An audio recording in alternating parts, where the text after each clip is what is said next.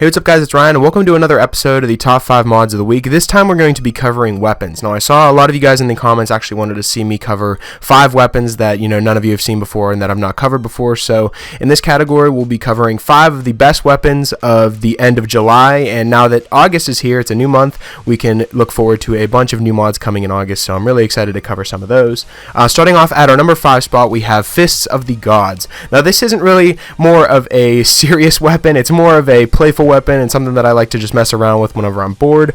Basically what it is it's an invisible weapon that you can craft under the Daedric category at the Skyforge, and once crafted you'll put them on and it'll look like it's just your fists because it's invisible, and anytime you punch someone they'll just go flying like ridiculously far, and it's just super funny. It makes me laugh every time, and you can kill more than one person with this at once and they can just go flying all over the place, and it's just a really wacky mod that I like to have on my playthrough sometimes if I get bored doing some quests. So overall it's very easy to craft and it's very funny, and it'll give you a lot of laughs, so that's why it comes in at our number 5 spot, so I'd recommend giving this mod a try. Coming in at our number 4 spot, we have Azure Aura Swords. Now, these are craftable under the miscellaneous category, and you can also find one here at the Azure Ruins. Some of the details about the weapon is the base damage is 20, and there's a drain 30 magic on hit, and 20 fire damage over 2 seconds. The handiness is it's a one-handed weapon, there's no level requirement, requires no DLC, and there aren't any quests tied with it either. Now, it's a simple retexture of the Nordic sword, and you can dye it pretty much any color you want. There's red, purple, green, orange, and yellow. The original sword that you find at the ruins is blue, and you can dye it any of the different colors. And if you don't feel like actually going to the ruins and getting it, you can actually just go to any forge and actually just craft the blue sword as well. You don't actually have to go to the ruins. That being said, I do like how weapons can have a whole bunch of different skins now, and how you can change the color of your weapon. Say you want to go to this cave with a purple sword, and then you get sick of the purple sword and you want to change it up a little bit. You still like the sword, you just want to have a different look and maybe match some armor as well. You could go back to the forge, dye it a different color, and play as a whole different weapon. And of course it can be upgraded at the grindstone as well, so that's even better. It'll make the weapon even more powerful. So all around, these weapons are very cool looking, and there's a bunch to choose from and a bunch of different colors as well,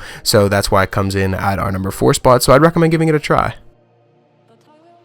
Coming in at our number 3 spot, we have the Daggercraft Package. Now this adds 6 new daggers into the game that are all craftable under the smithing station. Now this mod adds 6 new daggers into the game that are all craftable at the smithing station. There's the Shard of Azanoth, which is the Daedric category 1. There's the Dagger of Time, which is the Ebony category 1.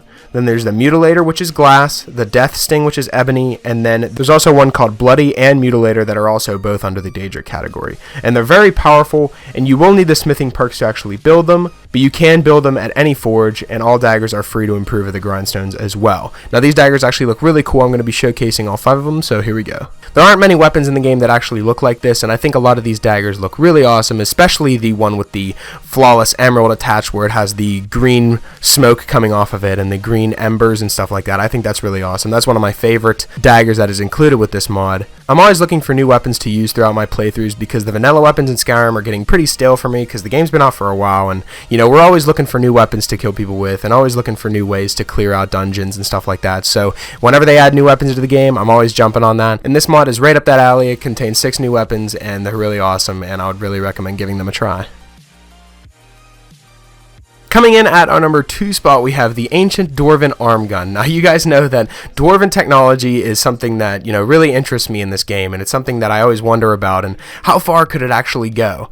Now the Dwarven Arm Gun isn't actually a gun. It's more you craft the arm piece. It's a part of your apparel that you put on, and then you have to equip another weapon that is like a staff, and you can shoot things out of it, which is a very cool idea. I really like that. I think that's a really awesome thing, where to use a weapon you actually have to put 2 things on. You have to put something on your arm, and then you actually have to equip the weapon itself, and that's the ammo and stuff like that you have to equip.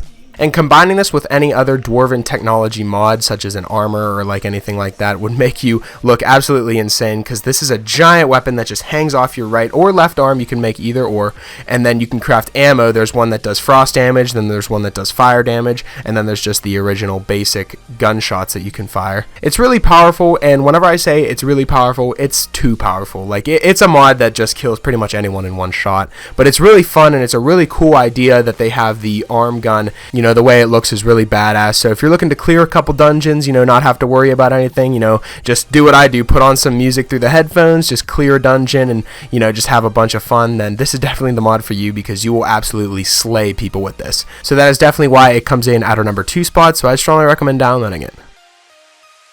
Coming in at our number 1 spot, we have poison arrow crafting, which is something that I think should have been in the game from the start. Now people who aren't fully invested in their archery skill can also do a lot of damage with bows, and I think that is a really cool thing, because I'm always a one-handed person. I'm always using the one-handed skill. I don't really use archery too much, but now I'm definitely going to, because I'm going to be packing a lot of damage behind these arrows.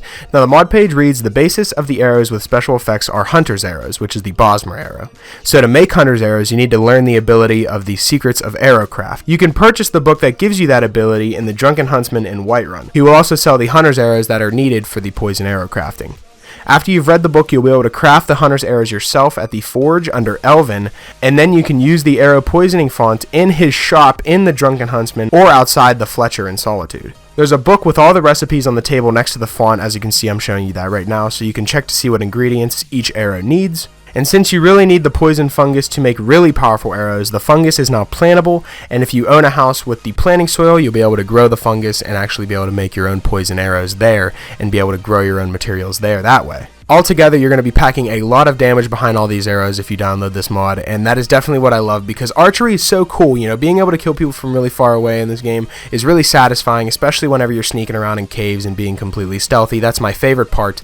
It's just my least favorite part is whenever I'm fully invested in my one-handed skill and I'm trying to be stealthy, shooting arrows at people aren't going to kill them in one shot. You know, it's pretty much a guarantee that I'm not going to get one hits with the difficulty that I play on. So if you do want to get those one-shot kills when you're being stealthy, you're going to need a lot more damaged arrows, and that's what this mod does. It allows you to have arrows that do way more damage. You can paralyze, you can poison, you can do fire damage. There's a whole bunch of different options for these arrows that you can actually craft, and that is definitely the most amazing thing that I've seen. And I definitely think that whenever Elder Scrolls 6 does come out, that it should have some sort of system like this where you can actually make poison arrows and be able to deal way more damage with your marksman skill and your archery than ever before. So that's definitely why it comes in at our number 1 spot, so I strongly recommend downloading it.